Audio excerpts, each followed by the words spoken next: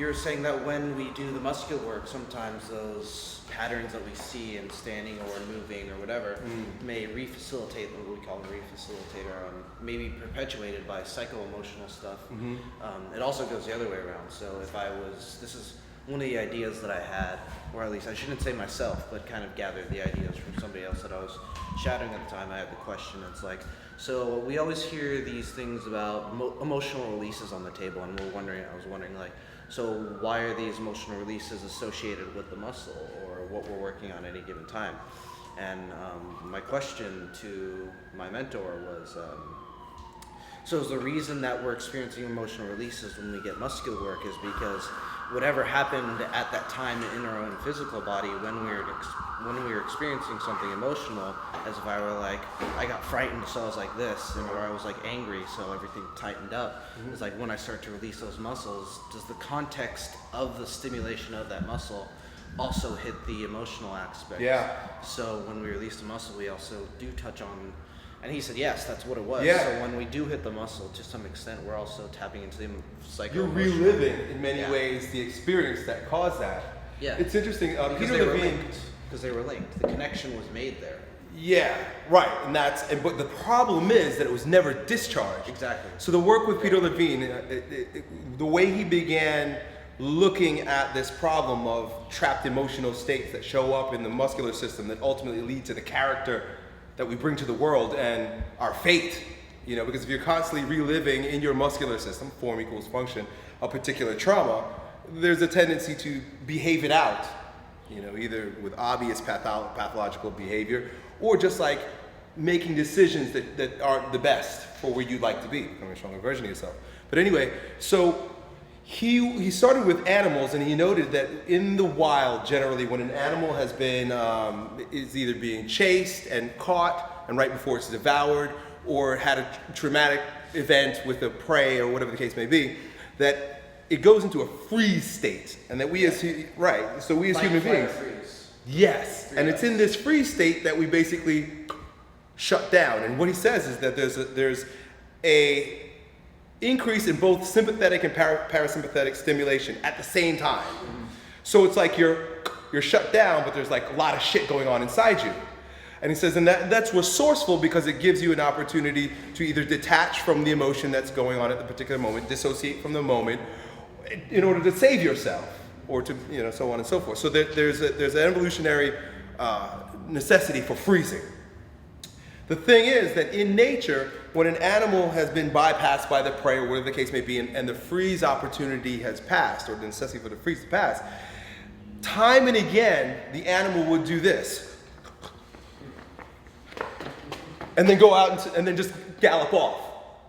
There's always, repetitively, he talks about lions and bears and gazelles, and he shows it over and over and over and over again, that and he did it with mice, and the way he shot the mice was interesting. He cut off their things and just held them till they couldn't move, and then dropped them in cold water and picked them up. And the ones that were given the opportunity to discharge were healthy, so on and so forth. But anyway, the whole idea was that you evoke a particular the freeze, but by nature, the animal will just go. You see this in like accident victims, or people who have who've been in like very traumatic circumstances, and they're in the ambulance, and then like you've seen this on TV where like they're in the ambulance, everything's cool, and then they just start freaking out, like I gotta get up. And what does the ambulance driver or the people in the ambulance do? The paramedic, they give you they sedate you because it's like, oh, you're gonna hurt yourself, you're gonna hurt someone else.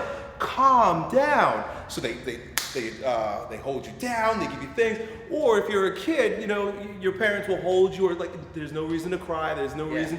It's okay. Stop, slow down. Or if you're in public, they're just gonna like don't make a scene, or they when you've been conditioned.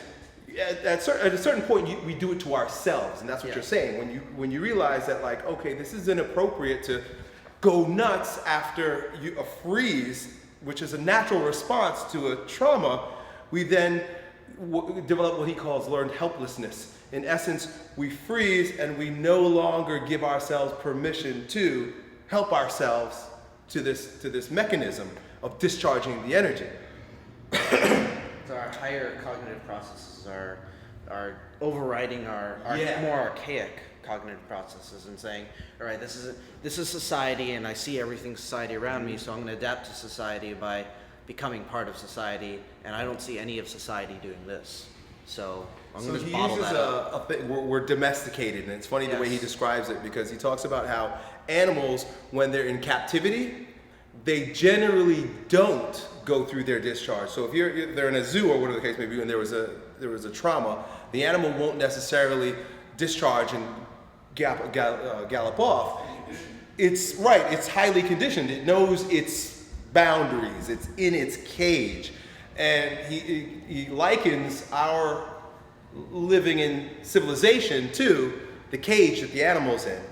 So whenever we receive even the slightest shock, a lot of times we get trapped in that forever. If you got a shock when you were 3 years old and you were never given the opportunity to discharge it, it primes, and he talks about how it grows and it grows, and like you'll be 30, 40 years old and you've got problems, you can't find the right relationship, you can't get a job, you're depressed all the time, you're alcohol. Have you read The Charge yet? Huh? Have you read The Charge yet? Brandon Burchard's book?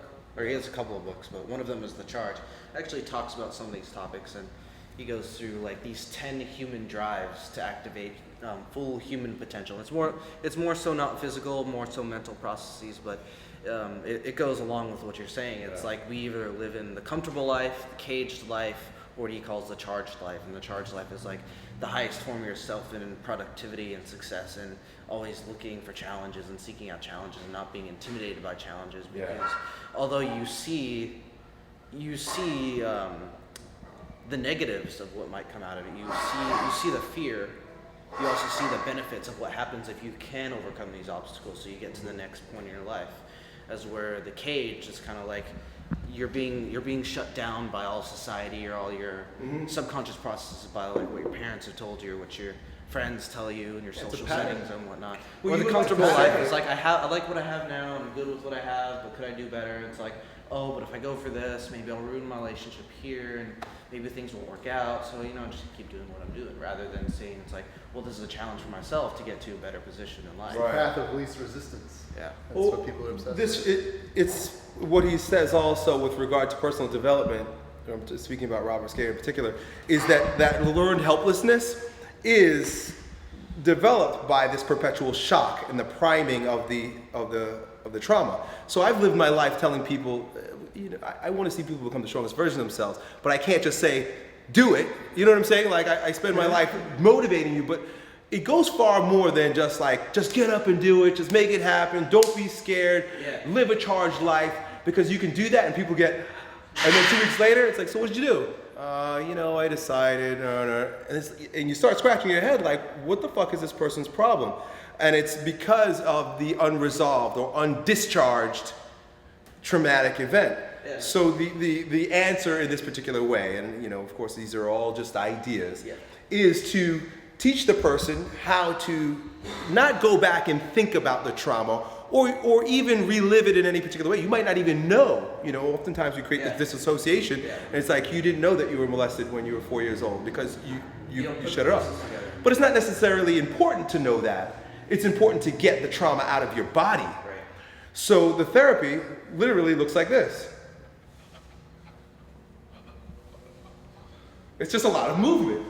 Now, of course, I'm mocking, but it's evoking the spontaneous movements in the muscular system that are rigidified through not releasing the freeze mechanism. Yeah. Just wanted to bring that back to what we do. I think the first time I came in, you were just like, man, you were just rigid as hell. Yeah. You're like, if I had a sledgehammer, I wish I could just break you apart with it and put you back together so you're not so rigid. And I feel like that's kind of the muscular level is what we're doing. We're the sledgehammers. We're the first level. We're the first layer of the 4 layers of strength. The first one's the neuromuscular layer. So that's what we're working with, but it goes deeper and deeper and deeper. So obviously I have my neuromuscular system in order, but it's the last 3 layers that aren't necessarily in order. The energetic, emotional component, the physiology of it, it's all an onion. There's also something that you mentioned that I wanted to go back to and to add to what you were saying, because I think what you were saying was great, but there's a little part in there that I actually noted where you said you can tell people to go get motivated, become the strongest version of yourself, and while all that is great, like the principles of the idea and invoking those mindset in people is great, but what is the actual clarity and context there? I think this is an idea that comes out of the book Switch. Can't remember the author's names right now, but it's called the book Switch, and he's talking about often it's not a people problem, not necessarily a behavior. Yeah, you got it. It's not a behavioral problem. It's not it's not like a character problem. It's that these people don't have a lack of clarity. So you can say, okay, become the strongest version of yourself. It's like, all right, and I get motivated. Yeah. It's like, Now what? What the hell does that mean? But what do I do? Yeah. So what are my reps? What are my sets? What are my tempo? What is my load? Where do I start? What exercises should I do? And then we go through paralysis analysis, and what they end up doing is sitting, thinking for a long time, and then end up doing nothing. So that's kind of a little bit more the pragmatic side of things.